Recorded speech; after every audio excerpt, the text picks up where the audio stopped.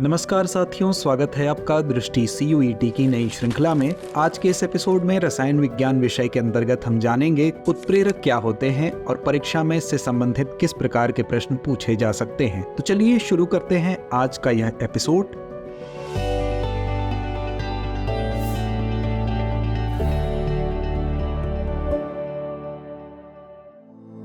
आज के वीडियो में हम जानेंगे कि उत्प्रेरक या कैटलिस्ट क्या होते हैं। दरअसल उत्प्रेरक वह पदार्थ है जो किसी रासायनिक अभिक्रिया की दर या स्पीड को बढ़ाता या घटाता है, लेकिन स्वयं अभिक्रिया के दौरान स्थायी रूप से परिवर्तित नहीं होता। मतलब ये कि उत्प्रेरक स्वयं किसी स्थायी रासायनिक बदलाव से नहीं गुजरता और अभिक्रिया के बाद भी अपनी प्रारंभिक अवस्था में बना रहता है। उत्प्रेरक का उपयोग उन अभिक्रियाओं या केमिकल रिएक्शन में किया जाता है जिनमें बिना उत्प्रेरक के रासायनिक बदलाव बहुत धीमी गति से होते हैं या बिल्कुल नहीं होते।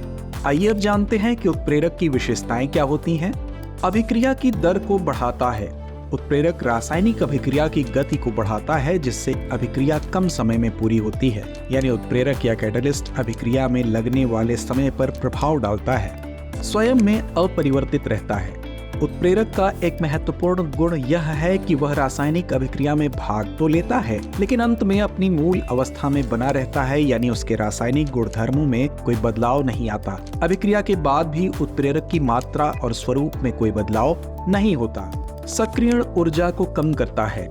उत्प्रेरक रासायनिक अभिक्रियाओं की सक्रियण ऊर्जा यानी एक्टिवेशन एनर्जी को कम करता है। सक्रियण ऊर्जा वह न्यूनतम ऊर्जा होती है जो अभिकारकों की अभिक्रिया करने के लिए आवश्यक होती है। उत्प्रेरक इस ऊर्जा को कम कर देता है जिससे अभिक्रिया की दर बढ़ जाती है।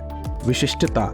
उत्प्रेरक विशेष रूप से किसी विशिष्ट प्रकार की अभिक्रिया को प्रभावित करता है। इसका अर्थ है कि एक उत्प्रेरक केवल एक ही प्रकार की अभिक्रिया की दर को बढ़ाता है, जबकि अन्य अभिक्रियाओं पर इसका कोई प्रभाव नहीं होता। आइए अब जानते हैं उत्प्रेरक कितने प्रकार के होते हैं। तो उत्प्रेरक दो प्रकार के होते हैं, समान अवस्था वाले उत्प्रेरक या होमोजेनस कैटलिस्ट। समान अवस्था वाले उत्प्रेरक वह उत्प्रेरक होते हैं जो अभिक्रिया में भाग लेने वाले अभिकारकों के समान अवस्था में होते हैं। उदाहरण के लिए यदि अभिकारक गैस अवस्था में है तो उत्प्रेरक भी गैस अवस्था में होगा। समान अवस्था उत्प्रेरक का उपयोग कई गैसीय और द्रव अभिक्रियाओं में होता है। उदाहरण के तौर पर सल्फ्यूरिक अम्ल यानी H2SO4 द्वारा एस्टर का निर्माण। दूसरा विषम अवस्था वाले उत्प्रेरक होते हैं। विषम अवस्था उत्प्रेरक वे उत्प्रेरक होते हैं जो अभिकारकों के भिन्न अवस्था में होते हैं। उदाहरण के लिए अभिकारक यदि गैस या द्रव अवस्था में है तो उत्प्रेरक ठोस अवस्था में हो सकता है। यह प्रकार औद्योगिक प्रक्रियाओं में बहुत महत्वपूर्ण है। उदाहरण के तौर पर हाइड्रोजनीकरण की प्रक्रिया में नाइट्रोजन गैस का उपयोग और लोहे का उत्प्रेरक। आइए अब जानते हैं उत्प्रेरण की क्रियाविधि यानी मैकेनिज्म ऑफ कैटलिस्ट क्या होती है। उत्प्रेरण की क्रियाविधि इस बात पर निर्भर करती है कि उत्प्रेरक किस प्रकार से अभिकारकों के साथ क्रिया करता है। उत्प्रेरक अभिक्रिया की सक्रियण ऊर्जा को कम करता है जिससे अभिकारक आसानी से उत्पादों में बदल जाते हैं। उत्प्रेरक एक मध्यवर्ती अवस्था का निर्माण करता है जिसमें अभिकारक उत्प्रेरक के साथ संयोजित होते हैं और फिर उत्पादों में परिवर्तित हो जाते हैं। आइए अब जानते हैं कि जैव उत्प्रेरक क्या होते हैं। एंजाइम या जैव उत्प्रेरक जीवित कोशिका या शरीर के अंदर वे रासायनिक पदार्थ होते हैं जो जैविक प्रक्रियाओं में रासायनिक अभिक्रियाओं को तेज करने में मदद करते हैं। ये प्रोटीन होते हैं और शरीर की विभिन्न जैविक अभिक्रियाओं को नियंत्रित करते हैं। उदाहरण के लिए भोजन के पाचन में कई प्रकार के एंजाइम होते हैं जैसे पेप्सिन और एमाइलेज जो भोजन को सरल अणुओं में बदलने में मदद करते हैं। एंजाइम अत्यधिक विशिष्ट होते हैं और केवल एक विशेष प्रकार की अभिक्रिया में ही भाग लेते हैं। आइए अब समझते हैं कि उत्प्रेरक विषाक्तता क्या होती है।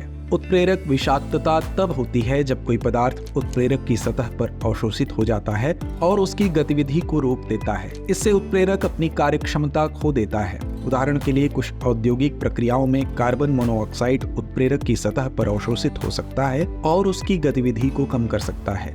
चलिए अब समझते हैं कि इन उत्प्रेरकों का उपयोग क्या है। पहला, औद्योगिक प्रक्रियाओं में उपयोग।